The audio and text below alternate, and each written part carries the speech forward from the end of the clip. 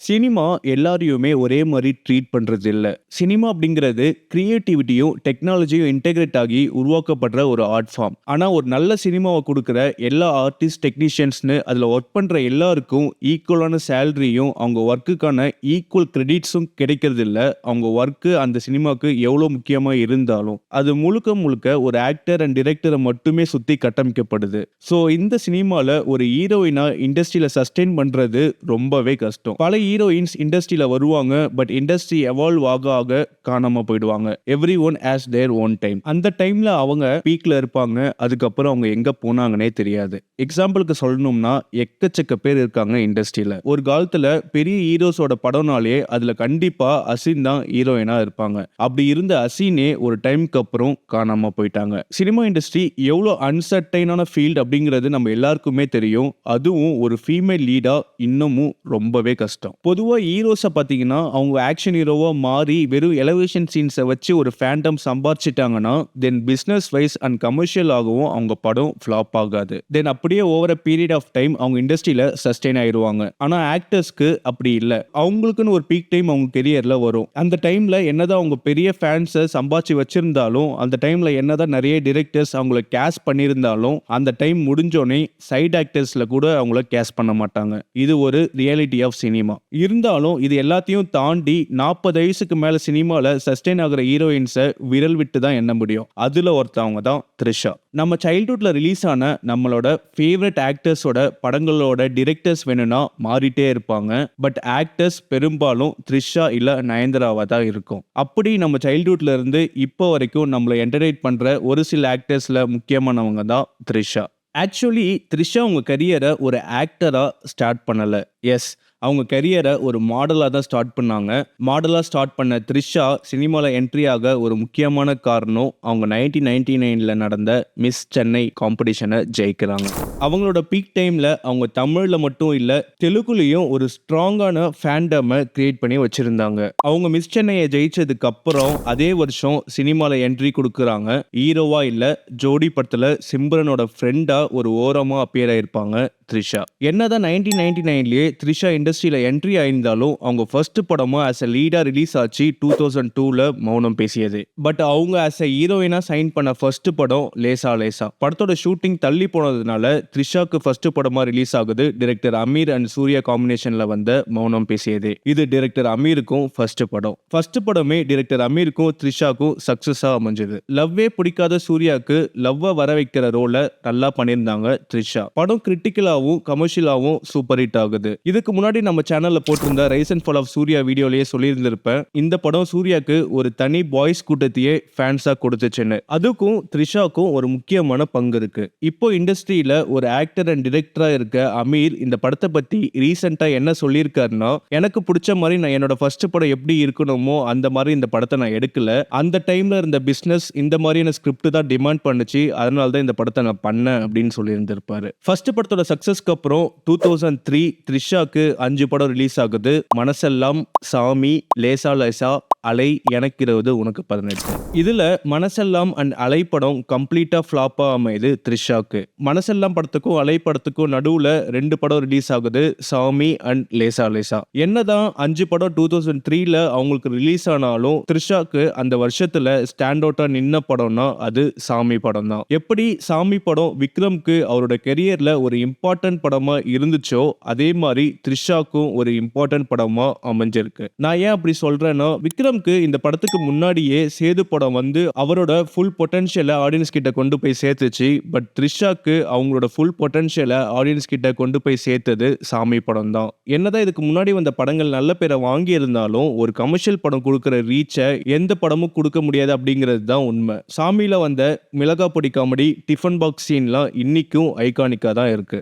Summer இன் Bethlehem அப்படிங்கிற மலையாளம் படத்தோட remake படமா ரிலீஸ் ஆகுது லேசா லேசா. இந்த படத்துல தான் த்ரிஷா ஓவர் நைட்ல ஹீரோயின் ஆகுறாங்க. இந்த படத்துக்கு ஃபர்ஸ்ட் வேற ஒரு ஹீரோயினை கன்ஃபார்ம் பண்ணியிருந்தாங்க.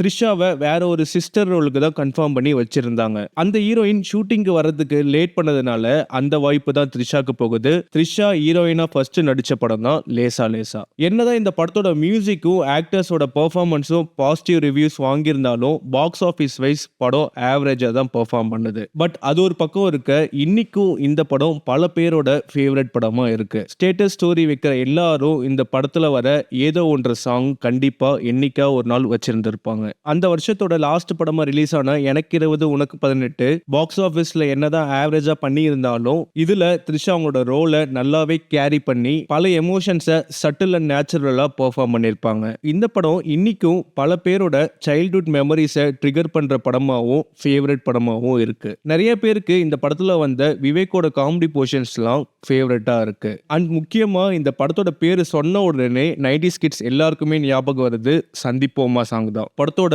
மொத்த சோலியுமே அந்த ஒரு பாட்டுல வச்சு செஞ்சிருப்பாரு ஏஆர் ரஹ்மான். 2004 3 படம் ரிலீஸ் ஆகுது.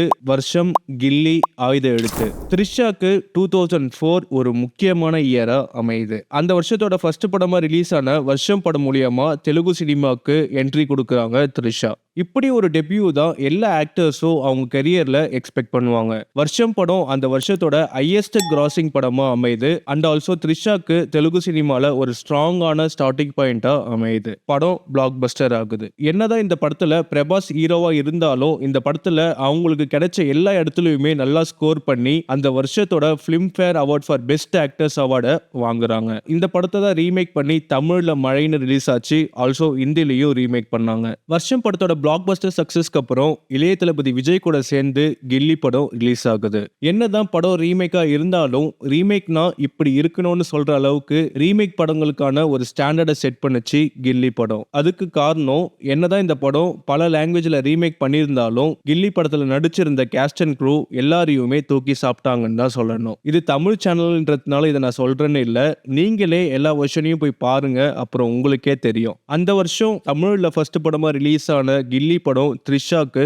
பிளாக் பஸ்டர் ஆகுது. தமிழ் தெலுங்குன்னு ரெண்டுத்துலயும் back to back blockbuster கொடுத்ததுக்கு அப்புறம் அந்த வருஷத்தோட கடைசி படமா ரிலீஸ் ஆகுது ஆயுத எழுத்து. மணிரத்னமோட படம், சூர்யா மாதவன் ஒரு ஸ்ட்ராங்கான கேஸ்டிங்ல என்ட்ரி ஆகுறாங்க த்ரிஷா. இந்த படம் கிரிட்டிக்கலாவும் ஆடியன்ஸ் கிட்டையும் நல்ல ரெஸ்பான்ஸ் வாங்கியிருந்தாலும் பாக்ஸ் ஆபீஸ் வைஸ் ஒரு ஆவரேஜான படமா தான் அமையுது. பட் த்ரிஷா ஆஸ் ஆக்டரா அவங்களோட ஸ்டாண்டர்டை இன்க்ரீஸ் பண்ணிட்டு தான் போறாங்க. இப்படி ஒரு சக்சஸ்ஃபுல்லான இயருக்கு அப்புறம் எல்லா டிரெக்டர்ஸ், ஆக்டர்ஸ் அண்ட் ப்ரொடியூசர்ஸ் த்ரிஷாவை தேடி போறாங்க. பல படங்களுக்கு கமிட் ஆகுறாங்க த்ரிஷா. 2005 த்ரிஷாக்கு 6 படம் ரிலீஸ் ஆகுது. திருப்பாச்சி, இந்த தெலுங்கு படத்தோட பேர் கரெக்டா சொல்றேன்னா தெரியல, தப்பா சொன்னா மன்னிச்சிருங்க. நூவோஸ்டன் అంటే நெண்டோடட்டனா, ஜி அத்தடு அலரி புல்லோடு 6.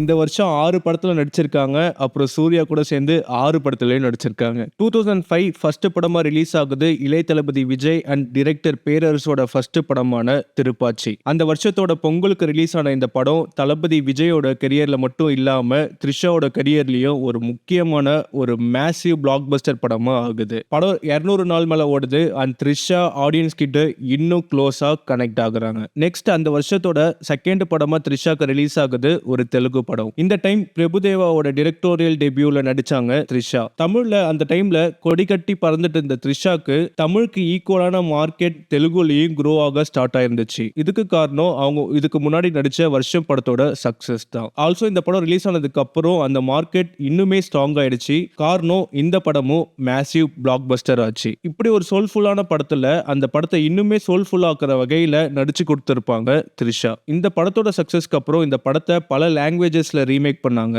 அப்படி தமிழ்ல ரீமேக் பண்ணி வந்ததுதான் உனக்கும் எனக்கும். இந்த படத்துக்கும் செகண்ட் டைம் கன்சிக்யூட்டிவா பிலிம்ஃபேர் அவார்டு வாங்குறாங்க த்ரிஷா. அடுத்து தமிழ்ல ரிலீஸ் ஆகுது ஜி. ஃபர்ஸ்ட் டைம் அஜித் குமார் கூட சேர்றாங்க ஜி படத்துல. பட் இந்த படம் கம்ப்ளீட் ஃபிளாப் ஆகுது. இது வரைக்கும் த்ரிஷா என்னதான் அவங்களோட கரியர்ல அங்கங்க ஃபிளாப்ஸ் கொடுத்துட்டு இருந்தாலும் அவங்க கொடுத்த பிளாக் பஸ்டர் அது எல்லாத்தையுமே கவர் பண்ணிடுச்சு. அதே தான் இப்பவும் நடக்குது. அடுத்து இன்னொரு தெலுங்கு படமா மகேஷ் பாபு கூட சேர்ந்து அத்தடு பண்றாங்க.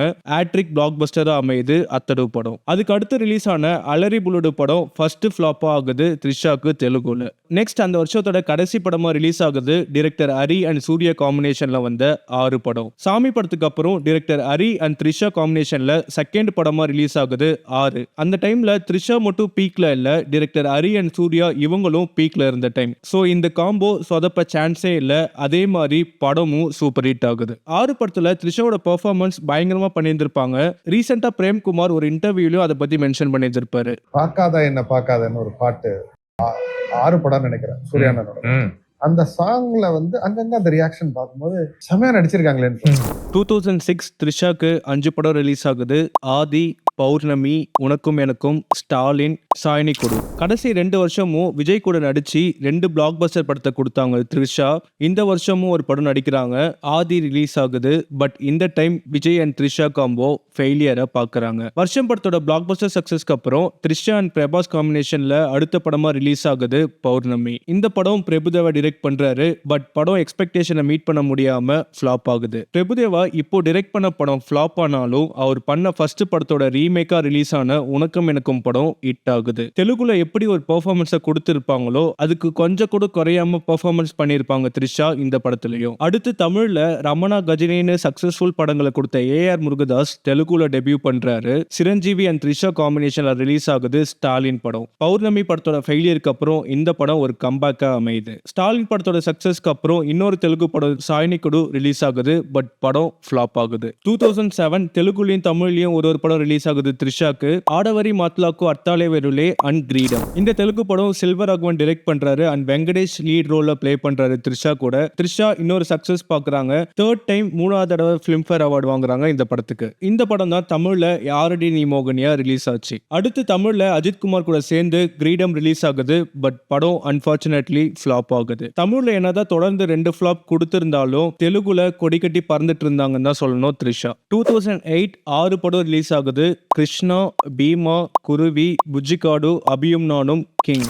அந்த வருஷத்தோட ஃபர்ஸ்ட் படமா ரவி தேஜா கூட சேர்ந்து கிருஷ்ணா படம் ரிலீஸ் ஆகி பிளாக் பஸ்டர் ஆகுது. இந்த டைம்ல பாத்தீங்கன்னா த்ரிஷா தெலுங்குல இருக்க டாப் ஹீரோஸ் எல்லார் கூடயுமே படம் பண்ணியிருந்தாங்க.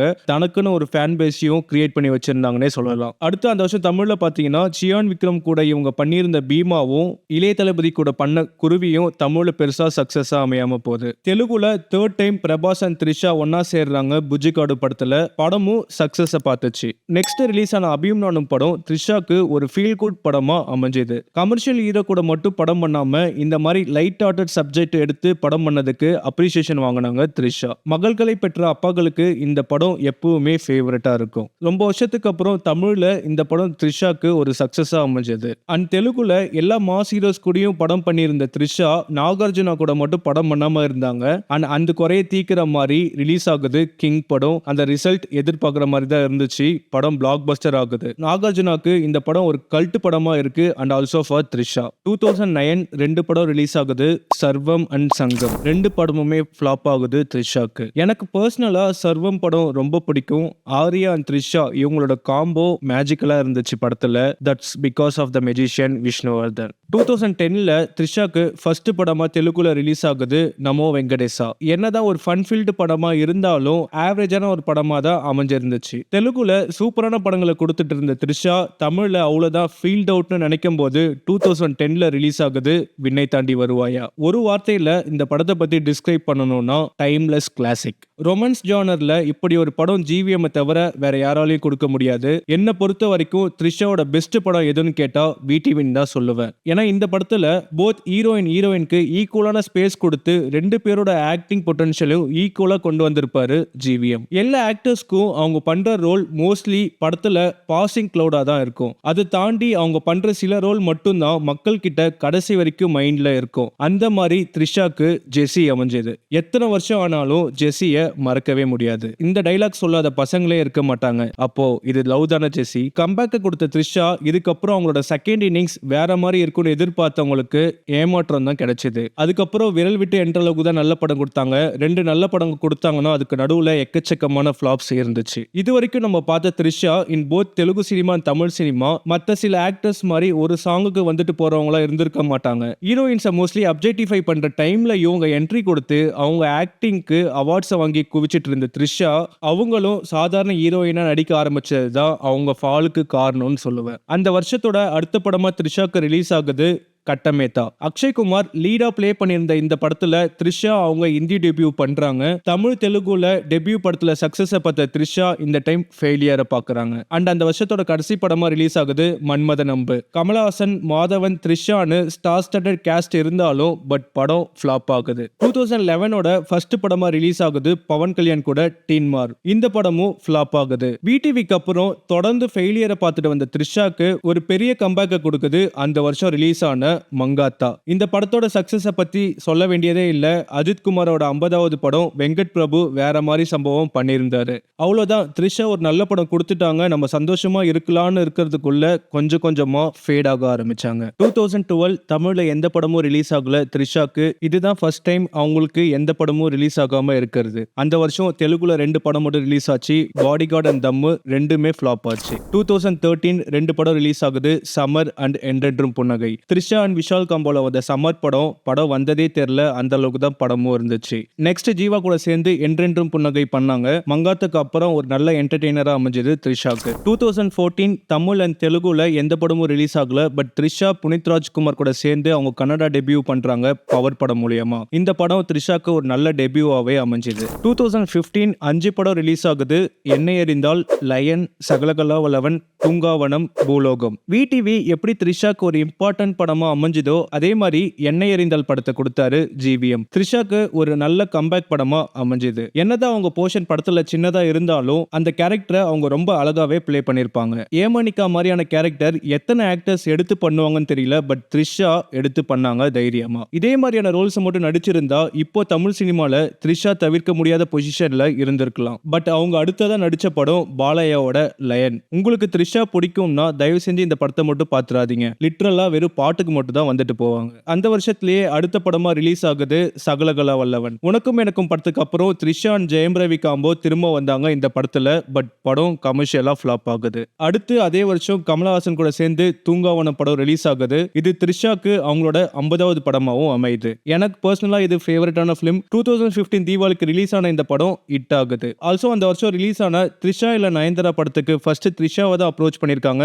பட் த்ரிஷா அந்த ஆஃபரை வேண்டான்னு சொல்லிட்டாங்க. நெக்ஸ்ட் அதே வருஷத்துல கடைசி படமா ரிலீஸ் ஆகுது திரும்ப ஜெயம் ரவி கூட பூலோகம். இந்த படம் சீரியஸாவே ரொம்ப நல்ல கமர்ஷியலான படம். டிவி சேனல்ஸ் அண்ட் மீடியா ஸ்போர்ட்ஸை எப்படி பிசினஸ் ஆக்குறாங்கன்னு ஒரு கமர்ஷியல் பேக்கேஜிங்ல கொடுத்திருப்பாங்க. பட் த்ரிஷாக்கு இந்த படத்துல இம்பார்ட்டன்ஸ் கம்மியாவே இருந்துச்சு. 2016ல ஃபர்ஸ்ட் படமா ரிலீஸ் ஆகுது அரண்மனை 2. இந்த ஜானர் படங்களுக்குன்னே ஒரு செட் ஆஃப் ஆடியன்ஸ் இருக்காங்க. சோ அதனாலே படம் ஹிட் ஆச்சு. அந்த வருஷத்தோட நெக்ஸ்ட் படமா த்ரிஷாக்கு இன்னொரு பைலிங்குவல் ஹாரர் படம் ரிலீஸ் ஆகுது நாயகி. படம் பெரிய டிசாஸ்டரா அமையுது. நாயகி படத்தோட ஃபிளாப்க்கு அப்புறம் அடுத்து ரிலீஸ் ஆகுது கொடி. ஃபர்ஸ்ட் டைம் ஒரு வில்லனா தனுஷ்க்கு ஈக்குவலான பெர்ஃபார்மன்ஸை கொடுத்திருந்தாங்க த்ரிஷா. படம் சக்சஸ்ஃபுல்லாவே அமைஞ்சது. 2017 எந்த படமும் ரிலீஸ் ஆகல.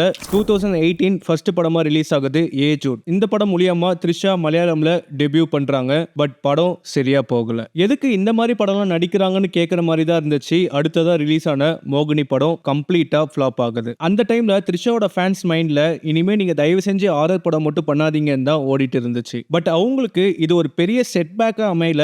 ஏன்னா அடுத்ததா ரிலீஸ் ஆச்சு 96. படத்தோட ரைட்டிங், விஜய் சேதுபதி அண்ட் த்ரிஷாவை ஸ்கிரீன்ல கொண்டு வந்த விதம்னு எல்லாத்தையுமே ரொம்ப ஃப்ரெஷ்ஷா காமிச்சிருப்பாரு டைரக்டர் பிரேம்குமார். த்ரிஷாவோட ஃபுல் பொட்டன்ஷியலை ப்ராப்பரா டேப் பண்ணி காமிச்சிருப்பாரு 96ல. த்ரிஷா வருஷத்துக்கு ஒரு படம் நான் கண்டிப்பா பண்ணியே ஆகணும்னு பண்ணாம இந்த மாதிரி ஸ்கிரிப்டை பார்த்து சூஸ் பண்ணி அவங்க படம் நடிச்சிருந்தாலே இப்போ இண்டஸ்ட்ரியில அவங்களுக்குன்னு ஒரு இடத்த அவங்க பிடிச்சிருந்திருக்கலாம். 96க்காக for the first time Filmfare award for the best ஆக்ட்ரஸும் வாங்குறாங்க த்ரிஷா. அதே வருஷம் ரிலீஸ் ஆன சாமி 2 படத்துக்கு ஃபர்ஸ்ட் த்ரிஷாவை தான் கேட்டிருக்காங்க. நல்ல வேளை த்ரிஷா அந்த ஆஃபரை வேண்டான்னு சொல்லிட்டாங்க. 2019ல super star Rajinikanth and director Karthik சுப்ராஜோட காம்போல வந்த பேட்ட மூவில ஒரு எக்ஸ்டெண்டட் கேமியோ பண்ணியிருந்தாங்க. 2020 கொரோனானால எந்த படமும் ரிலீஸ் ஆகல. பட் திரும்ப விடிவி காம்பினேஷன்ல ஒரு ஷார்ட் ஃபிலிம் மட்டும் வந்துச்சு, கார்த்திக் டயல் செய்த எண். 2021ல பரமபதம் விளையாடுன ஒரு படம் டைரக்டா ஓடிடில ரிலீஸ் ஆகுது.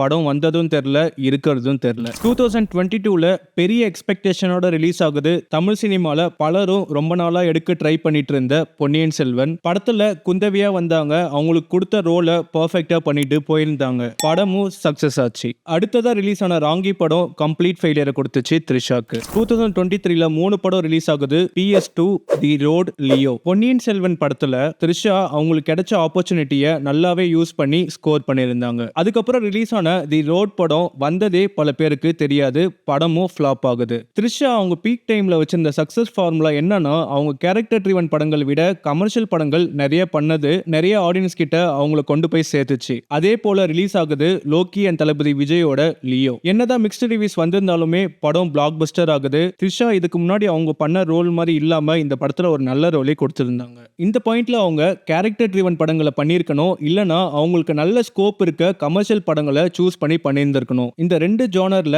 ஏதாவது ஒரு ஜானர்ல அவங்க நல்ல ஸ்கிரிப்டை எடுத்து பண்ணியிருந்தாங்கன்னா அவங்களுக்கு இந்த ஃபாலே வந்திருக்காது. பட் இதுக்கப்புறம் அவங்க கம்ப்ளீட் ஃபால்க்கு போயிட்டாங்க. அண்ட் அதே வருஷம் ரிலீஸ் ஆன தளபதியோட கோட் படத்துல மட்ட சாங்க்கு கேமியோ கொடுத்துட்டு போனாங்க. த்ரிஷாவோட ஃபேன்ஸ் எல்லாருக்குமே டவுட் இருந்துச்சு எதுக்கு அவங்க இப்படிலாம் கேமியோ வந்து கொடுக்குறாங்கன்னு. பட் அவங்க எதுக்கு இந்த படத்துல வந்தாங்கன்னு நம்ம எல்லாருக்குமே நல்லாவே தெரியும். 2025 த்ரிஷா கரியர்லயே மோசமான இயர்னு சொல்லலாம். ஏன்னா அவங்க இது வரைக்கும் பெருசா அவங்க நேமை ஸ்பாயில் பண்ற மாதிரி எந்த ரோலுமே பண்ணதில்ல.